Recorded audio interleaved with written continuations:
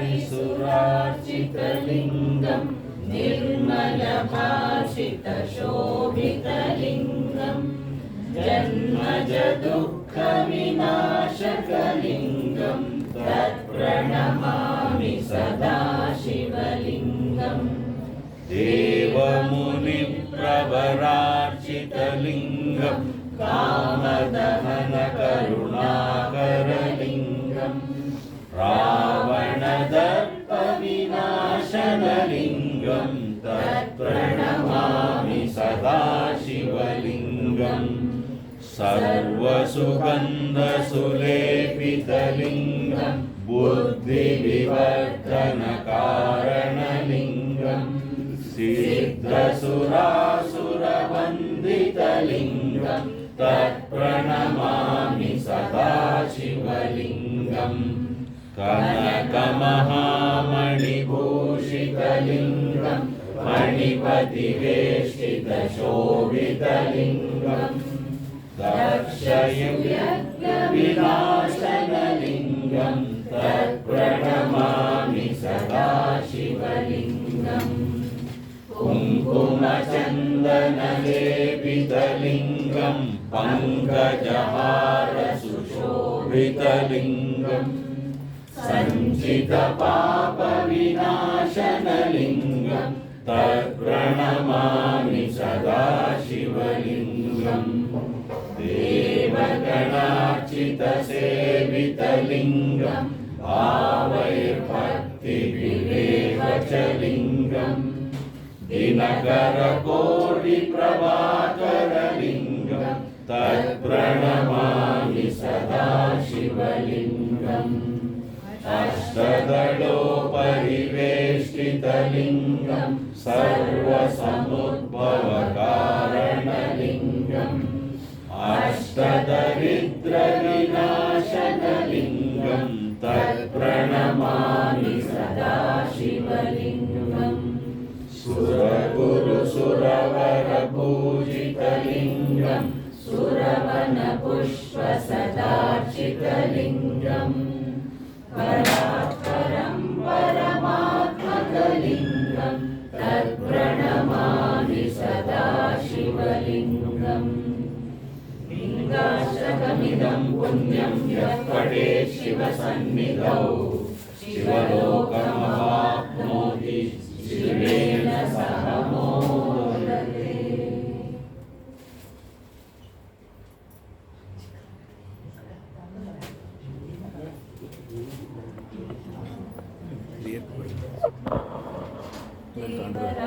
सेव्यमानपावनाङ्घ्रिपङ्कजं व्यालयज्ञसूत्रमिन्दुशेखरं कृपाकरं नारदादियोगिवृन्दवन्दितं दिगम्बरं काशिकाभिराधिनाथकालभैरवं भजे भानुकोटिभास्वरं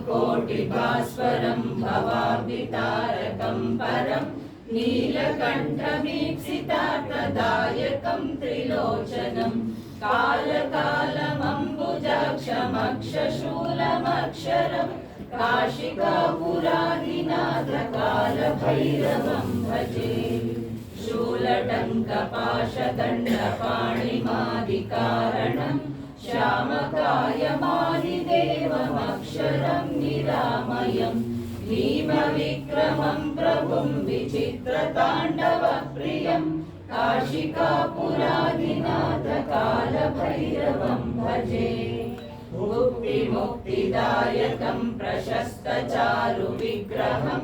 भक्तवत्सलं स्थिरं समस्तलोकविग्रहं निक्वणन्मनोज्ञेमकिङ्किणीलसत्कटिं काशिकापुराधिनाथकालभैरवं भजे धर्मसेतुपालकं त्वधर्ममार्गनाशकं कर्मपाशमोचकं सुशर्मदायकं विभुं स्वर्णवर्णकेशपाशशोभिताङ्गनिर्मलं काशिकापुराधिनाथकालभैरवं भजे रत्नपादुकाप्रभाभिरामपादयुग्मकं नित्यमद्वितीयमिष्टदैवतं निरञ्जनं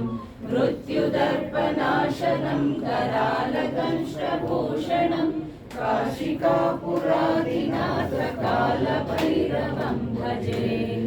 अट्टहासभिन्नपद्मजाण्डकोशसन्ततिं दृष्टिपातनष्टपापजालमुग्रशासनम् अष्टसिद्धिदायकं कपालमालिकाधरं काशिकापुरादिनाथकालभैरवं भजे। भूतसङ्गनायकं विशालकीर्तिदायकं काशीवासिलोकपुण्यपापशोधकं विभुं नीतिमार्गकोविदं पुरातनं जगत्पतिं काशिकापुरादिनाथकालभैरवं भजे। कालभैरवाष्टकं पठन्ति ये मनोहरं ज्ञानमुक्तिसाधकं विचित्रपुण्यवर्धनं शोकमोहलोभदैन्यकोपतापनाशनं ते प्रयान्ति कालभैरवाङ्घ्रिसन्निधिं ध्रुवम् ते प्रयान्ति कालभैरवाङ्घ्रिसन्निधिं ध्रुवम् ते प्रयान्ति कालभैरवाङ्घ्रिसन्निधिं ध्रुवम्।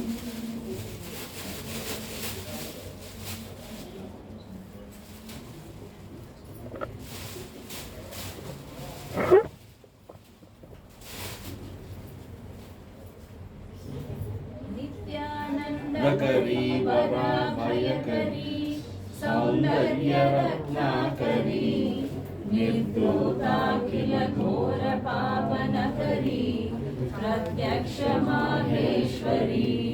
प्रालेयाचलवंशपावनकरी काशीपुराधीश्वरी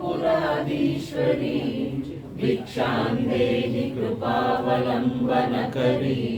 मातान्नपूर्णेश्वरी नानारत्नविचित्रभूषणकरी हेमाम्बराडम्बरी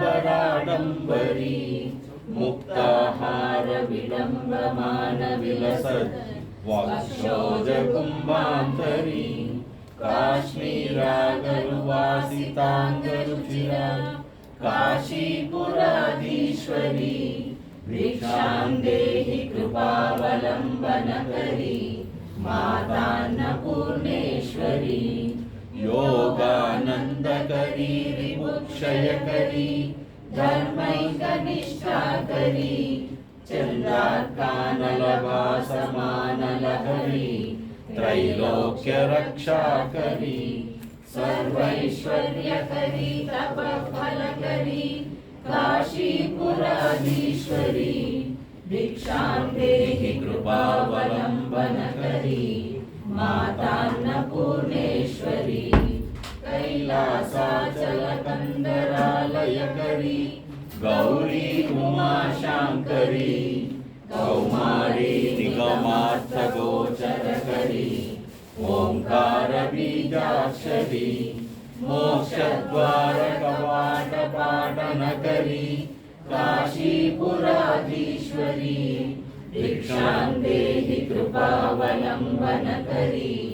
मातान्नपूर्णेश्वरी दृश्यादृश्यविभूतिवाहनकरी ब्रह्माण्डवाण्डोदरी लीलानाटकसूत्रखेलनकरी विज्ञानदीपाङ्कुरी श्रीविश्वेशमनः प्रसादनकरी काशीपुराधीश्वरी भिक्षां देहि कृपावलम्बनकरी मातान्नपूर्णेश्वरी आदिक्षान्तसमस्तवर्णनकरी शम्भो प्रियाशाङ्करी काश्मीरा त्रिपुरेश्वरी त्रिनयनी विश्वेश्वरी शर्वरी स्वर्गद्वारकवाटपाटनकरी काशीपुराधीश्वरी भिक्षां देहि कृपावलम्बनकरी मातान्नपूर्णेश्वरी पूर्वी सर्वजनेश्वरी जयकरी माता कृपासागरी समान कुन्तलधरी नित्यान्नदानेश्वरी साक्षात् मोक्षकरी सदा शुभकरी काशीपुराधीश्वरी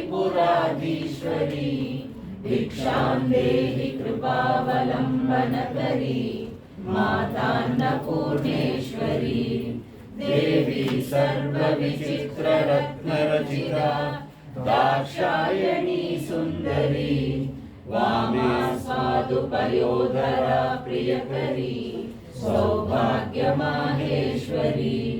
भक्ताभीष्टकरी सदा शुभकरी काशीपुराधीश्वरी भिक्षां देहि कृपावलम्बनकरी मातान्नपूर्णेश्वरी चन्द्रार्कानलकोटिकोटिसदृशी चन्द्रांशुबिम्बाधरी चन्द्रार्काग्निसमानकुण्डलधरी चन्द्रार्कवर्णेश्वरी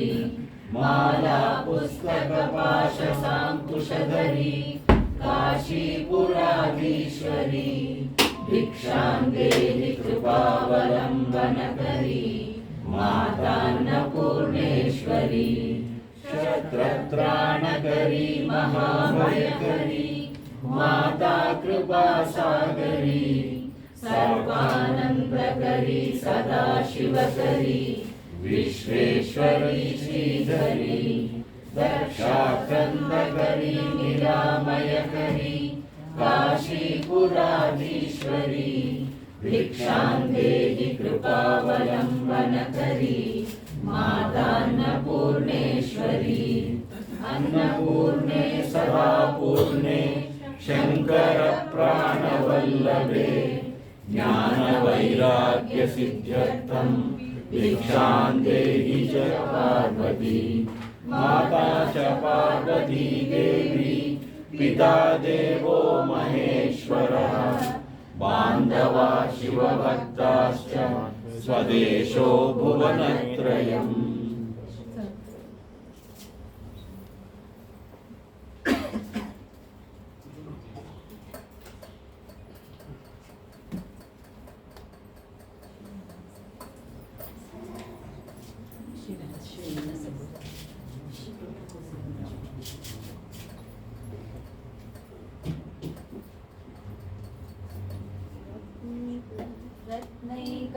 रत्नैकल्पितमासनं हिमजलैः स्नानं च दिव्याम्बरं नानारत्नविभूषितं मृगमदा मोदाङ्कितं चन्दनं जातिचम्पकबिल्वपत्ररचितं पुष्पं च धूपं तथा दीपं देवदयानिधे पशुपते हृत्कल्पितं गृह्यताम् सौवर्णेन वरत्नखण्डरचिते पात्रे घृतं पायसं भक्ष्यं पञ्चविधं पयोदधियुतं रम्भाफलं पानकं शाकानामयुतं जलं रुचिकरं कर्पूरकण्ठोज्ज्वलं ताम्बूलं मनसा मया विरचितं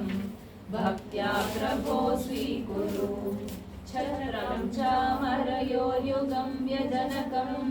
चादर्शकं निर्मलं वीणाभेरिमृदङ्गकाहलकला गीतं च नृत्यं तथा साष्टाङ्गं प्रणतिस्तुतिर्बहुविधा